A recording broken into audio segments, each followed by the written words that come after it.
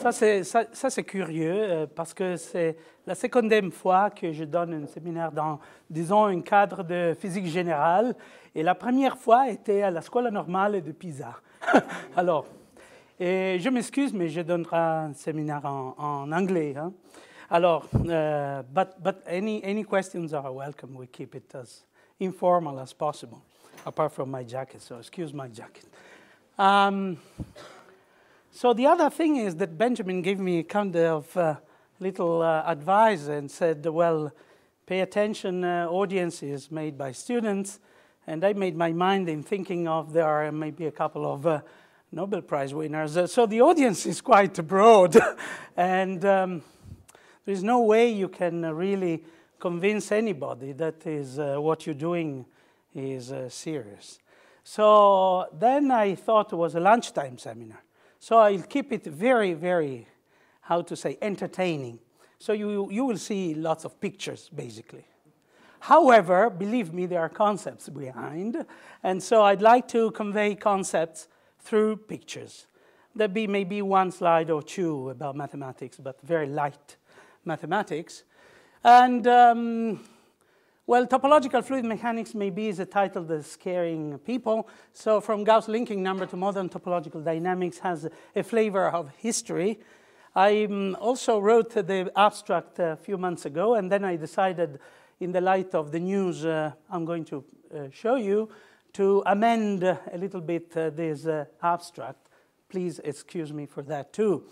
Anyway, so we start with a kind of historical perspective on topological fluid mechanics. As Benjamin said, Kelvin's vortex atom theory is behind all this. So you may say that this seminar is a kind of seminar on topological string theory from a classical viewpoint. I mean it, string theory from a classical viewpoint. You will see all these ideas. Then Tate's tabulation of knots and Gauss linking number formula. Of course, I'll mention this in some details. And the Maxwell contributions that escape most of us, that are behind the scenes and are due to some work I did exactly on the original manuscripts. I went through kind of 1,500 pages of notebook between Kelvin, Maxwell, and Tate. Then I have to give you some ideas of the state of the art. I will focus on two aspects, biased by my own interests, so I will excuse for that myself. Magnetic fields and energy relaxation, I think, is an interesting, very interesting area of research. And then we had, I will attempt to convince you that we have interesting either experimental facts or testable theories. That's the good point of classical field theory, that you can go to the observable and test the results. And interesting, very remarkable news in vortex dynamics, so I will focus on these aspects. Vortex knots and links from theory to experiments, and vortex tangle as a flavor towards this big open problem that everybody knows is called turbulence. I won't touch upon that. Of course, it's too difficult for me, but I'll give you some ideas. So, on the other hand, you would like also to have a view of the modern impact in physical sciences of these ideas. So I will, again, emphasize a little bit on motivation, and then I'll show you some first pictures on the state of the art. Topological field theory is, of course, one of the main motivations here. Classical topological field theory.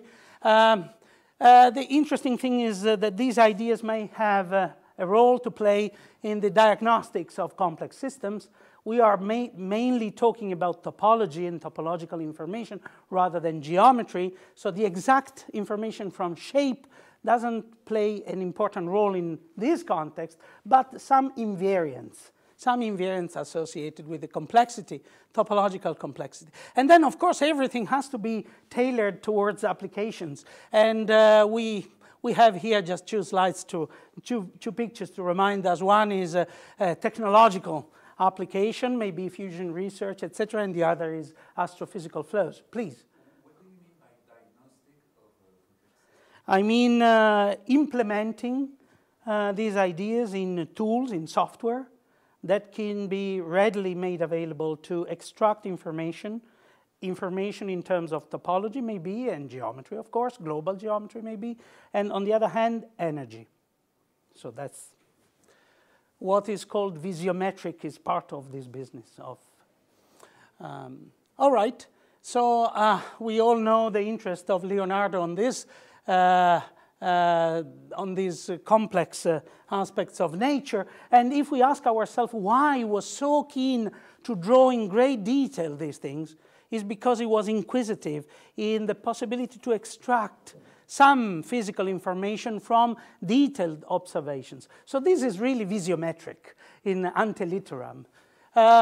State of the art is that we jump and we go to advanced software. Of course, I'll show you pictures that are not so up to date, so I won't offend anybody. But these are pictures. This is a simulation of the magnetic skeleton in the solar surface, and this is a close-up view of a vortex. These are quite dated pictures. This is due to Shea, Orszag, and Jackson. We're going is a Nature paper of 1991, I think. So it's a pretty old one. But the meaning is to extract some information from these simulations. The topological approach to fluid mechanics received in the last at least 3 decades a new impetus, and we're now living through a period of very interesting, exciting developments. This is just a paper in Physics Today that was translated in many languages, including Japanese, on the subject. I will move a little bit to different topics that are in somehow involving topological ideas and fluid mechanics, just to give you a broad spectrum of current work that entails a lot of information that I will present you during my talk. Well, first of all, you take DNA. DNA may be knotted because of the action of enzymes. Indeed, these enzymes are called topoisomerase, topo 1 and topo 2, that knot and unknot the DNA. And then you think, what this knotted cord, you let it sedimenting in a resistive, in a dissipative fluid. What happens? The drag, the aerodynamic drag, might be affected by the topological complexity of this sedimenting cord or string. And that happens, that is quite important. Indeed, you can have a spectrum according to the sedimentation speed of the DNA topologies. And this is a science paper done by a group of Cozzarelli and Stasiak and others at the time. You see the date is pretty old, 85. And then in more recent years, they've been using topological information to produce structures that are inherently linked or knotted. This is spectacular. We are talking about linked crystal. You can, of course, you understand better than me, you can influence the physical properties by using topology without spurious, without external introduction of other contaminants, if you like. Well, the problem of surfaces is also a very beautiful and intriguing problem. Here we have himself, the man, Richard Courant, the founder of Courant Institute, playing with a wire, embedding the wire in the soap film, and this wire is a trefoil knotted wire. We worked with a group in Cambridge, Ray Goldstein, that probably you know, and Keith Moffat and Adriana Pesci on this problem, discovering very interesting thing. By the way, he was behind the Fields Medal of Douglas, 1933, on the surfaces. And one point that Douglas makes is that I won't consider, let's say, topological characteristics in the relaxation of the surfaces. And is exactly on this point that I'd like to draw your attention with the Cambridge group. We are starting to work on that, and I discover, talking to some great differential geometers in the world, that everybody doing calculus of variation, etc., they always consider in great details boundaries that are not topologically complex, but if you have a knot, what the surface, the exact minimum, absolute minimum surface would look like. And of course, there is a reorganization of these surfaces. Now, mind you, it's not only a problem, you know very well, is a plateau problem.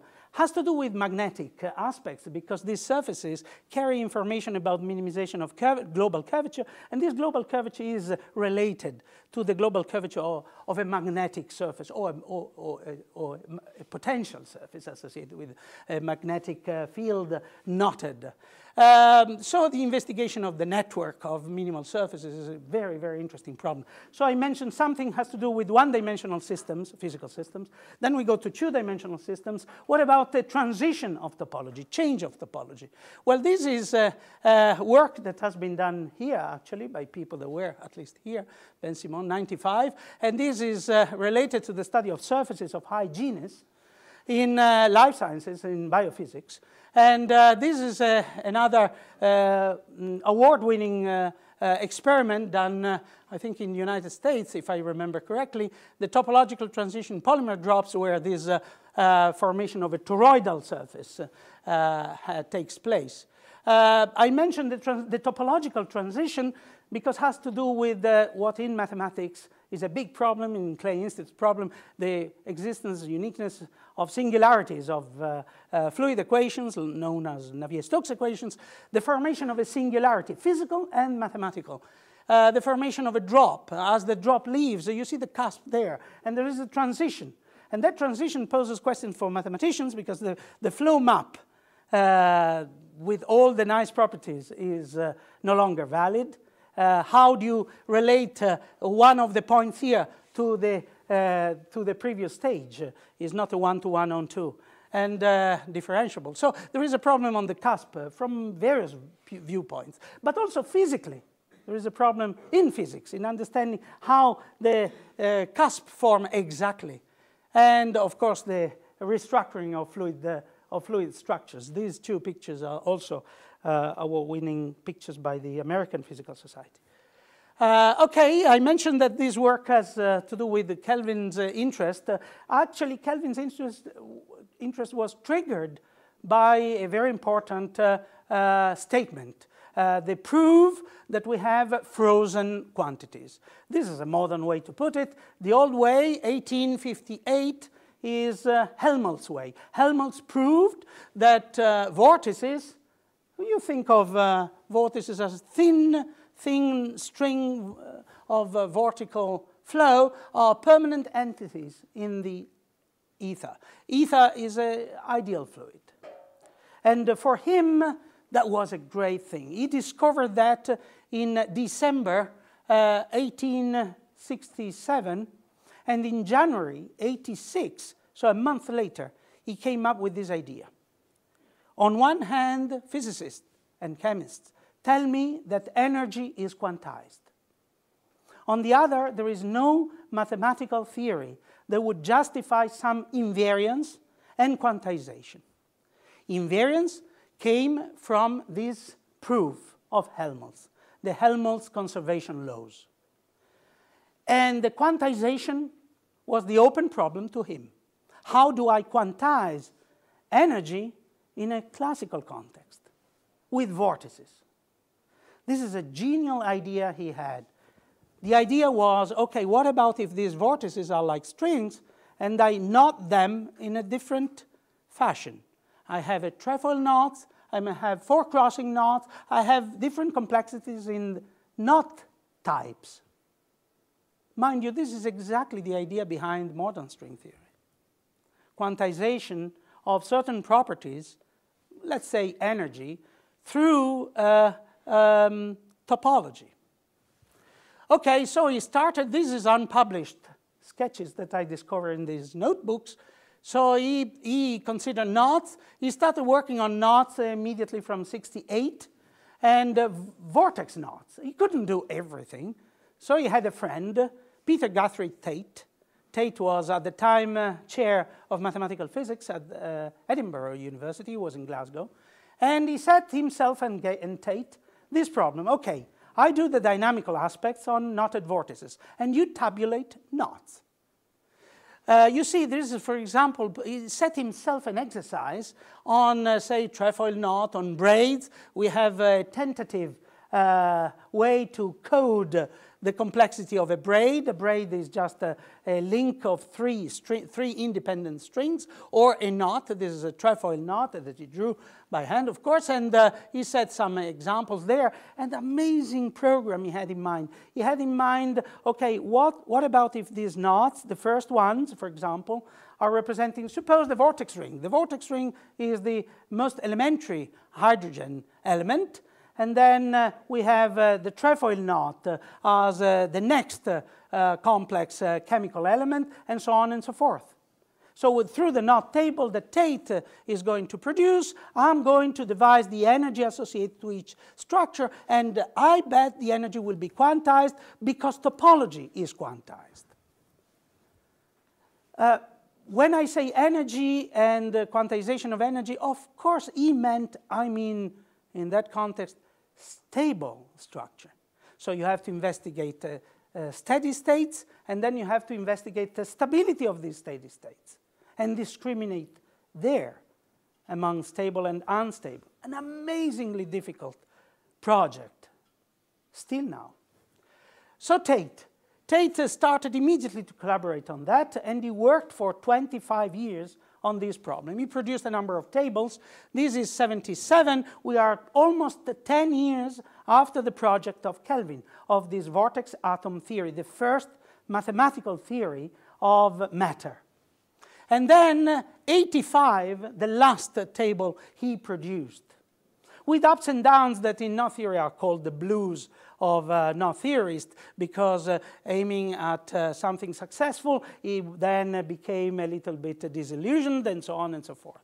I will go through these knot tables by Tate, so I will do a very crash course on knot theory with you. But Gauss, of course, was in the scene as well. 1833, he published this little note for himself, and you see, you have a very complicated double integral on curves, and these curves are supposed to be linked one another, and then he comes up with this m, little m, lamenting the progress of topology, but saying that m is the Anzahl der Umschlägungen, of linking, is the number of linking, is a number, is a pure number. Indeed, it's the first topologically invariant. Now, pay attention.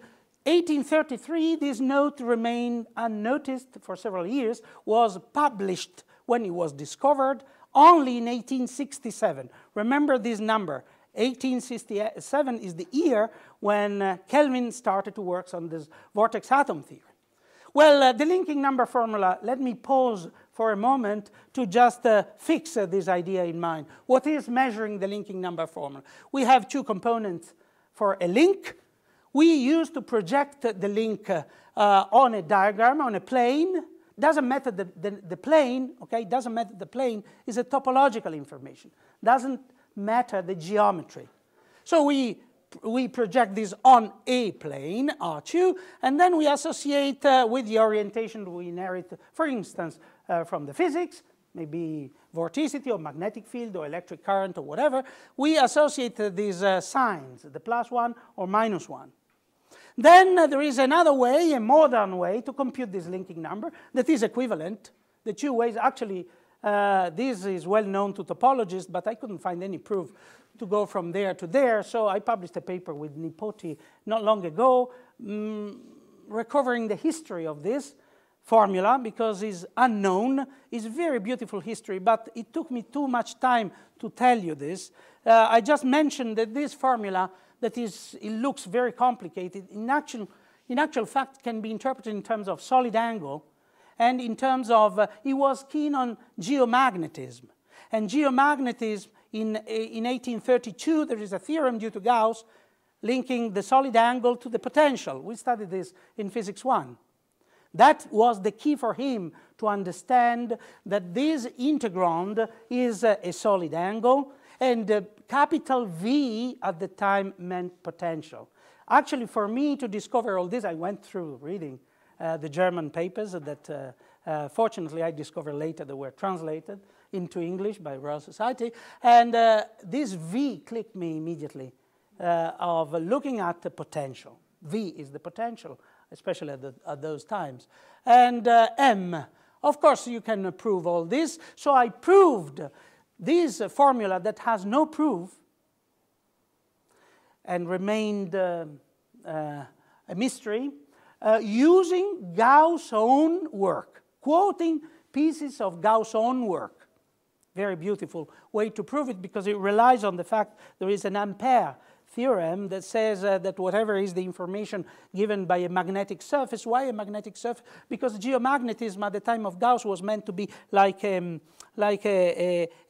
family of shells that were making up the Earth crust. And thinking of that, he associated the influence of gravity due to the mass distribution in these thin shells. But Ampere says, well, whatever is the potential you calculate at a point, that doesn't depend very much on the surface. Well, it depends on the surface, but it doesn't depend on the shape of the surface, rather on the boundary of the surface.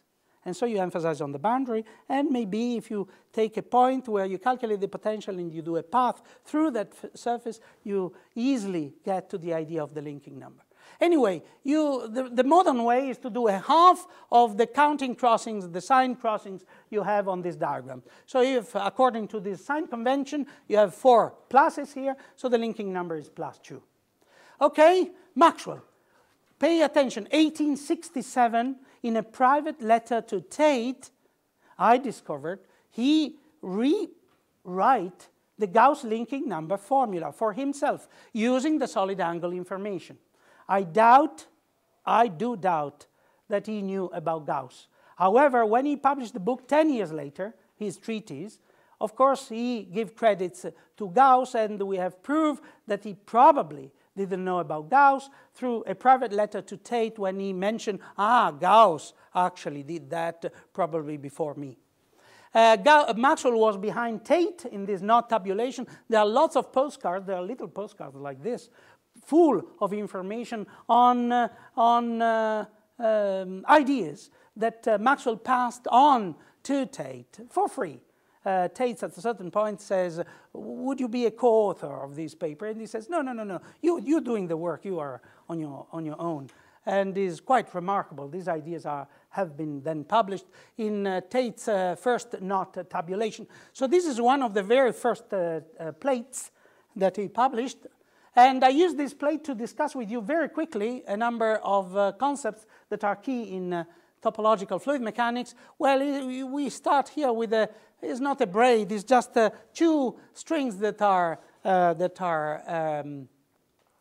twisting about one another. We use this sign convention that I introduced you, so we can calculate 2 things. One is the linking number, is an invariant of topology. Whatever is the continuous deformation that 2 structures do, this number does not change. Plus, the other thing is the minimum number of crossing. Of course, these are open structures, so it's not really technically well defined, but suppose they close on themselves, we count here a minimum of 4 crossing and a minimum of 4 crossing. So these 2 invariants are significant in the origin of study of knots.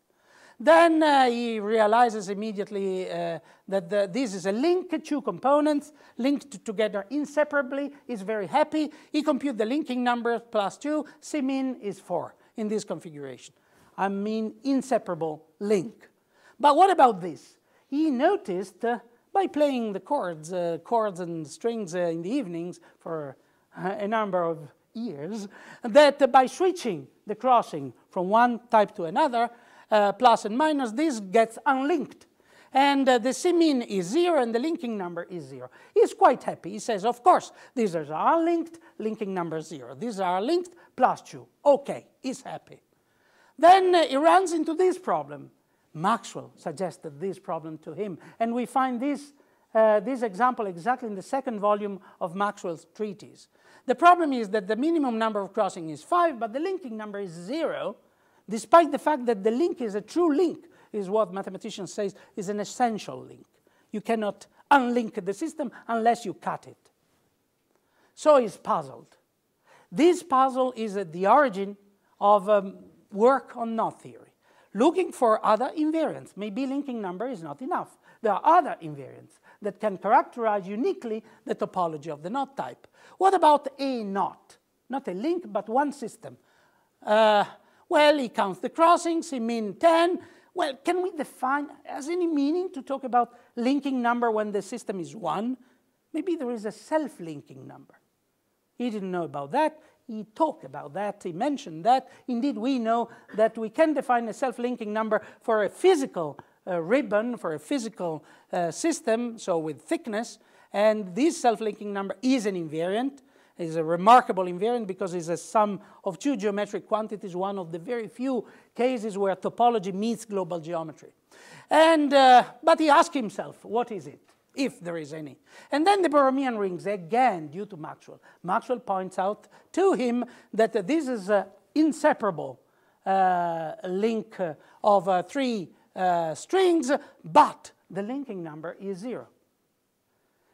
Okay, he goes on to calculate other things, and now we get to modern times. Of course, remember, because of this disappointment of these topological measures, new measures have been introduced.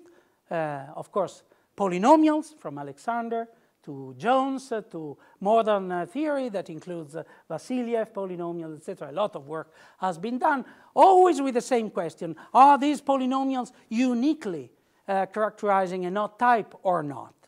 And if they fail, then people start to, you know, they're very, very exhaustive, but if they fail somewhere, people look for other invariants that can uniquely characterize topology. Now we have topological fluid mechanics by the input of these works, and this is my view of the state of the art. There are many, many fields in which work is done. One is on the vortex solutions, tangles and structural complexity. We have the problem of Kelvin, finding 3D vortex equilibria, and eventually looking for stability of these solutions. If you like, this might be a typical mathematical problem, but I will show you that it's not only a mathematical problem. The role of invariants. We know only few invariants from physics. We know kinetic energy, the momenta. We actually know now helicity, which is a topological information about linking number. Other invariants? Only these three. And if you look at these 3 or 4, if you include both momenta, they are, there is a gap of several decades. So progress is very slow. On the other hand, topology has many invariants. So you wonder if there are many other to be uncovered. And then the relation between energy and complexity and the topological characteristics in respect to energy, to physics. Energy relaxation methods have been used very successfully. Beautiful ideas produce interesting results. One of these ideas is the soap film that I showed you, minimization of surfaces due to curvature effects. And so the search for magnetic knots and braids with possible application to solar physics and astrophysical flows. Then people from mathematics came with the idea, what about instead of having a filament with a current flowing, I use a current with a different Coulomb potential, with a different power. Let's see what it happens. Of course, if you imagine to put a current on a trefoil knotted wire, then if it is free to relax, it will flow, as the mathematicians say, to the maximal possible distance from each point in order to get to a shape that is capturing symmetry, is probably capturing topology, because topology prevents further relaxation. So you expect that the minimum energy for that case is related to topology. Remember, topology in our cases mean no cuts of whatever is your structure. So it's a continuous deformation. And the search for ground state energy for relaxed magnetic stuff. So magnetic knots may relax to their minimum state, and you want to relate energy to topology, and this might give some input to the real string people of modern times. Dynamical systems, of course, we have measure-preserving flows, existence theorems for vector fields, closed and chaotic orbits. Hamiltonian structures, you see here the role of invariance and the fluid invariance, the topological invariance. So people try to understand this. And then the change of topology, that of course is key to physical processes. When there are dissipative effects and resistive effects in the fluid, then of course reconnection mechanism, energy transfer through reconnections. So the atlas of knots and links that you saw, this is a 10 crossing knots tabulated by Tate. He made only one mistake. This is done by hand, of course. One mistake out of, I don't know, 100 knots, and this is not even a mistake.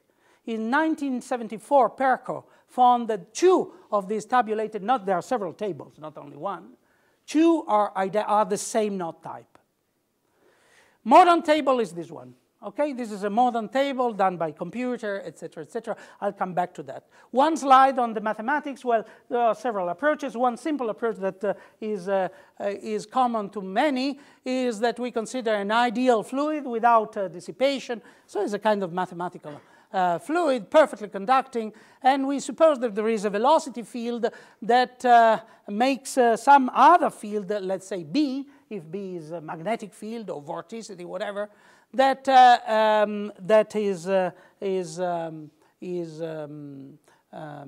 moving in the fluid. It obeys what is called the frozen field equation, and it obeys the fact, we like to assume the fact that is divergence-less. These curves are closed on themselves, etc., and of finite energy. Associated with this equation, this is an old equation, is the formal Cauchy solutions. These are actually the master equations for, say, topological fluid mechanics. You see here we have the initial field at time t equals 0 that is deformed into the final configuration at time t through this continuous function, continuous deformation tensor. So it establishes, at least formally, an equivalence, a topological equivalence between an initial condition and the final condition. But intuition sometimes is not a great help, because sometimes topology defies even intuition. So my challenge to you is to resolve this little puzzle. It is taken by a little nice book by Prozolov, edited by the American Mathematical Society. So this configuration is topologically equivalent to that one. Can you prove it? And, well, you can deform, it's like plastilin. You can deform continuously, without cuts, this structure into this. And then you take this handle and you run it through this arm to get it out from there. The number conserved here is the number of holes of handle, which is a topological information. And there is another thing that is not visible, is that if this were made of a fluid or real plastilin, there is an apparent linking number between the handles there, where that linking number, if, as I said, is a topological invariant, where that would go. Well, it would go in the internal self-linking of, say, the material lines that are forming this structure. So there is a conversion, but there is no change of these numbers. Well, this allows me to make an example, okay, for you. The example is, consider magnetic relaxation. We take our preferred structure, say this kind of link between two components, two tubular components. These are thick, are not just curves. And suppose we take them the most simple way is to think of them as given by a tube centered on a knot or a link with the cross-section circular. And we assume that this cross-section stays circular at all times. Of course, it's not true, because nature does what it wants, so this cross-section will be deformed, but at least there's some mathematics that we can do, okay? And so the V is the volume of this link, And the flux is just the magnetic, suppose it's a magnetic link. Magnetic field is inside each of these tubes. So there is, maybe the field lines are twisted inside, etc. So there is an intensity, a magnetic intensity associated with this link or not. We call these two quantities, the volume, geometric volume, and the flux, the intensity, the signature of our knot or link. Then we consider the energy, the magnetic energy. Magnetic energy is just simply given by B squared. We assume that that is finite. Then we let it relax. What will happen? Well, think of just a torus. If you put your magnetic field inside the torus, if you deal with magnetic fields or other fields you like, well, what will happen? Well, there is a Lorentz force associated with this magnetic field, and the Lorentz force goes like curvature times the principal normal. So the torus will shrink. But we assume that volume stays constant. So flux is constant and the volume is constant. If it will shrink along the curvature, the main curvature, then it will, on average, it will enlarge the cross-section, shrinking the length of the center line. This process will continue until the hole will disappear. Then we stop our thought experiment because singularities between surfaces will occur, and we have no means analytically to follow that and to study that. So we consider the relaxation of topological structures. Consider a trefoil knot. A trefoil knot will relax, and the minimum state of this relaxation will be dictated, or you expected, will be dictated by topology. So we consider this problem and see if we can do some mathematics on this problem. This problem was discussed in great detail by Moffat and anticipated by Arnold. It's a very interesting problem. It allows to discover a fundamental state of field theory. So you have your trefoil knot, you let it relax. As I said, you have a curvature force that makes this shrinking, but volume is conserved, so it gets fatter and fatter. At a certain point, it will stop. And it will stop at a state that, with the assumption that the cross-section stays circular, so there is still room for further relaxation if you relax that assumption. But with that assumption in mind, it will stop to a state that must be dictated by the topology, by crossing number, by the minimum number of crossings. You can do the same example with the link. Okay? Now, the ground state energy, a number of works have been done, starting with Arnold and then Michael Friedman and other Fields medal. And by some extra work I did in 2008, you can come up with this information that is quite interesting. On average, you can relate the minimum energy level to the topology, the minimum number of crossings. It seems solved. Problem is that knot table is quite elaborate stuff, so you will find immediately the very first knots you examine, for example, the 5-crossing knot. 5-crossing knots, in the class of 5-crossing knots, there are two different knot types of minimum crossing number 5, the 5-1 and the 5-2. They both go to their minimum energy state, but if this is true, which one has minimum energy? Both the same energy, or maybe, as I anticipated to you in my saying quickly, on average, or this should be meant an average information on the knot type class. So we will refer to the tight knot configuration, a parameter that is really important, that wasn't realized before, but now is assumed to be really crucial, is the rope length. So you consider just the length, the minimal length in the relaxed state divided by the maximal radius of the cross-section. This rope length is a pure number and is playing a quite crucial role in terms of this relaxation mechanism and in the invariance associating rope length to minimum crossing number. Now, if you go to the knot table, you will see with the 3 crossing, just the trefoil knot, there is only one.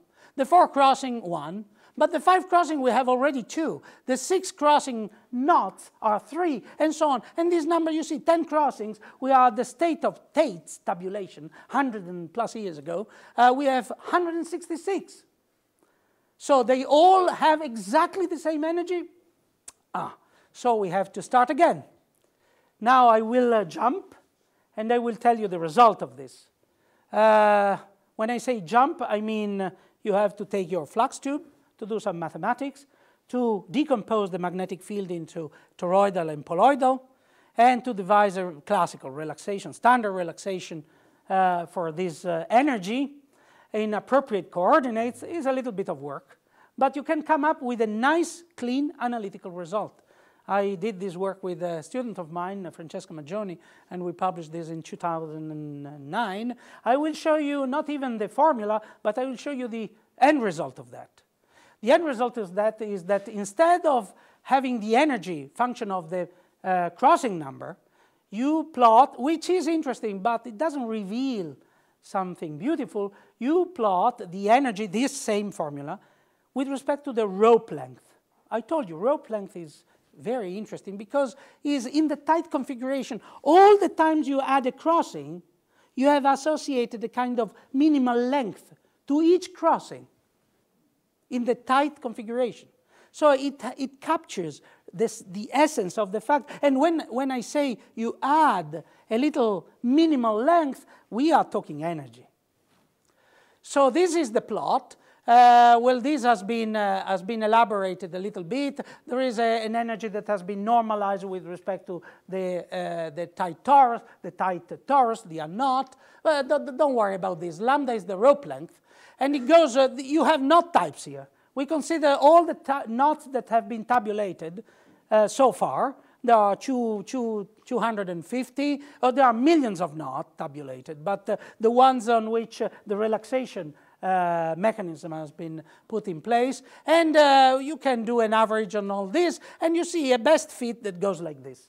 If you repeat everything for links, what is amazing is that you find almost the same formula. Knots, links. We are talking ground state energy for topologically different configuration in the family of knots tabulated by relaxation methods. I think this is quite interesting. Might say something about application, astrophysical flows, etc. Well, no, we are talking ground state energy. Here is free energy available. The structures are deforming, etc. So these are a little bit of input from the experimental viewpoint on the fact, confirmed by a recent paper in Nature as well, that these structures do have a topological structure there. It's not just a matter of resolution. As I remember in the talk I gave in the Scuola Normale, Annick Pouquet was there. People from Meudon Observatory were there. And the question was, well, this is just a mathematical idea of fields. There are no fields, there are particles. Then we go back to Fermi and the discussion of interpretation of things. Actually, these structures have been are now very visible, and as we improve the visualization, the observational techniques through satellites, these structures become very evident. So there is a paper in Nature not long ago that says, indeed, that confirms the fact that we have a braided structure. Can we say something about these braided structures in terms of topology? Knotted solutions to fluid flows or to fluid equations. This is, again, sounds like a mathematical problem. It doesn't interest physicists. And knotted solutions, so who care? They won't be persistent in a fluid, right? Well, anyway, this is hard. In Kelvin's mind, that was easy, and then studying the steadiness and then the stability of all knots. This is a hard problem. The only analytical solution we have to date is the vortex ring and the helix. Nothing else. This is exact analytical solutions to Euler equations. Anything more complex than that is hard. So various people worked, Kida, Keener, myself, Mackay, Robert Grice, Sullivan. Some of these people you know very well. They are famous people. And these couple of people made an astonishing result 2 years ago, and Cesar Peralta Salas, using dynamical systems techniques and analyzing the hyperbolic structure of the local flow, proved proved in a paper in the Annals of Mathematics the existence of torus knot solutions. Naturally, the existence of knotted chaotic orbits are interesting, then the stability, and so on and so forth. I mentioned these invariants. Solitons maybe are related to, who knows? Are soliton invariants? In 91, I wrote a paper relating soliton invariants of the class of Schrödinger equation and nonlinear Schrödinger, Korteweg degrees, etc. in terms of global geometric quantities, integral of curvature, torsion, I gradients, etc. Do we have these invariants in these global geometric terms, in this global geometric interpretation, as topological invariants? Very hard problem. NSF dedicated a number of grants to this, and is very hard to make progress there. And then Hamiltonian structures and all this. Numerically, well, once these solutions, these are elliptic functions, when these solutions are found, then can be computed and can you let them evolve. This was done. You see how old is it compared to modern techniques. 88, this is 91. This is a trefoil knot in Navier-Stokes equation, dissipative equations. This is the link studied by Ars and Zavadsky. Now I have to come here pretending to tell you something new, so I have to tell you something new. And that's why these are the knots that have been studied in direct numerical simulation for superfluid codes. Now this is the news. This is March online. I think it's published maybe. William Irvine showed this in Cambridge not long ago. So I'm going to show you a movie. It was in this room, but it was here. Aha. No, In December. Did he show these movies? We were in Cambridge at the same time we were at the Newton Institute. Okay. So I'm happy to show his results because he shows the production of a vortex knot, he shows the production of a Hopf link, and then he goes by extracting data and rendering data from experimental data to visual data. You can visualize the field induced by this knot. You see here, if it is unknotted, is like a threefold deformation of a circle, then the field lines induced are just circles, but here you have poloidal and toroidal contributions. This is the trefoil and this is the off link. So I pause again to show you this movie, okay, is in the news these days. I think Physics Today will come up with a review or something of this work. So let me go to the movie. Okay, so what you see here is a structure that produced this vortex ring, the vortex knot. The vortex knot is made visible by tiny bubbles released in the, say, core of the vortex. The vortex is produced with such an intensity to have it as thin as possible, to keep circulation there as long as possible. Of course, it's real, it's in water. So you will see some noise, some fluids around, and reconnection. And this is the other point. Change of topology through reconnection. Crucial for those of us who care about understanding turbulence, maybe. So this is...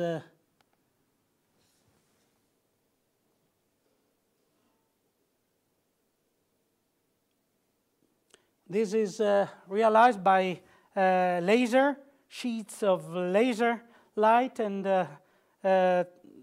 tomographic techniques to render the structure in 3 dimensions. Then you see reconnections happening. You see reconnections happening here and here and here. Very interesting. What are we looking at precisely? Flow fields? We see, you don't see fields. This is a mathematical trick. You see bubbles trapped by minimum pressure, and the minimum pressure is along the core of this vortex. Champagne. You just see champagne. Champagne. Yeah. And this is water. This is normal water. No, this is water. What you see is like, take dust. You release some coffee powder in water. That allows you to visualize the motion of the flow field. Yeah, so these bubbles, the white that you see are just tiny bubbles. Yeah. And the bubbles are trapped by the minimum, by the pressure, by the minimum, where the pressure is minimum. there they go. And they allow you to track, to follow in time, the structure as it evolves.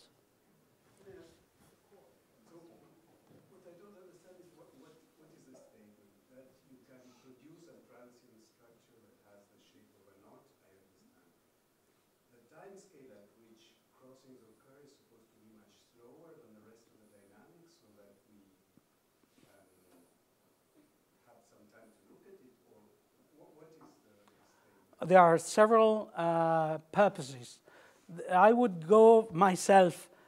Of course, the aim was to produce something that Kelvin talked about and nobody ever could produce. Okay, this is something to advert the ability of Kleckner and Irvine, of course. I'm sure they do agree with me that through this, because it's real fluid mechanics, you have reconnections, and reconnections are not only interesting because are reconnections, because everybody believes that there is an energy content inside the structure, and through reconnection, this energy content, I would call it maybe a torsional twist that is distributed and partly dissipated. And to understand locally, this you can do. You can, because you have three clear reconnections, so you can quantify, and indeed they attempt to do that. I'm sure they will do that in various scenarios under controlled conditions, how much helicity, how much twist, how much writhe deformation is taking place. You can control this rather easily with this apparatus, so give us a chance to understand transfer of energy, internal to external. Internal, you don't see, to external, a shape that is changing, curvature, etc., etc. This is Chicago lab. So that you can do relatively easily in the computer. No, this is not. Oh, numerically, yeah. I show a picture of 1988. Indeed, the initial condition to generate this was suggested by analytical work. Then you have, okay, then you have, yeah, 5 minutes, okay. Then you have links, so you can inspect that on Nature online. Let me move towards the end. Sorry, I'm slow in getting, okay. And so what about if we have a complex structure, not just a trefoil knot or a link, etc., but a really complex structure? We have, again, pressure here in classical fluids, but also in superfluids. We did this experiment with Carlo Barenghi, has a superfluid code, helium-3. You start with, say, an initial condition. You let it be perturbed either by an external flow or by its own induction. It gets a tangle. You extract measures. This is data sets. You can extract all these measures about linking numbers, crossing numbers, etc., etc. Reconnections take place in this case. It's a real code for a real fluid. So there is a change in topology due, for example, if this is linking number, they jump, and linking number increase, and you have energy information. So you can establish a relationship between structural complexity, that I call it C, with the kinetic energy, E. And this is just a very interesting relation that I think should be confirmed by further studies, but it gives a hint of a possible interesting way to interpret energy content through complexity information. So I will stop with the last movie. This is again a movie from Barenghi's group in Newcastle. So I will show you this. I don't know if it is published, but what I wanted to tell you is that you have a tangle. You can investigate the tangle, and you can also investigate locally the reconnection processes and relate the exchange of energy through reconnections, so through the change of topology, to the turbulence structure. So this is a movie. You start from this initial configuration, and then you let it go. You follow these lines. Remember, in your computer, all the information about these lines is available. So you can implement whatever you want to study: curvature, torsion, linking number, crossing number, diagram projections, analysis of diagram projections, extracting, as I published recently, information on linear and angular momenta in terms of geometry. So you can do a lot of stuff. I think is a good input for future work, and possibly to tackle or try to tackle once more this difficult problem of turbulence. Thank you very much for your attention.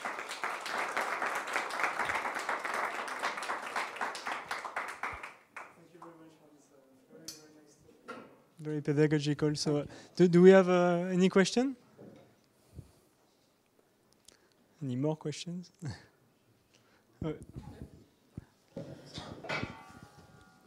One of the things that was on your slide is a connection with Hamiltonian mechanics. Sure. Now, a fluid, oil or fluid, is Hamiltonian, and I suppose what you are seeing topologically has some relation to this. Can you elaborate on that? So when I was young, I met Jerry Marsden first time, and I asked immediately something that you probably have in mind too, David, Casimirs. We have Casimirs. What do they mean? And I remember his reply said, well, the first Casimir is helicity. The others we don't know. So I think I can still say, to the best of my knowledge, that we don't know really. So we know we have a lot of structure, we have this invariance, but we don't know how to interpret this invariance, maybe either in topological, global geometric, or even more importantly, physical sense. So this is a challenge, and I am very keen to follow progress there, but that's... Another person who was interested in this aspect is Arnold. Of course. Of course, we talked many times. By the way, I ran a program at the Newton Institute in the year of mathematics, the year 2000, and that program was Geometry and Topology of Fluid Flows, ran in parallel with Arnold's program on singularities, and there's no chance, it's not by chance. Singularities and change of topologies, of course. Yeah, of course, yes, he was very keen on this. It's very important.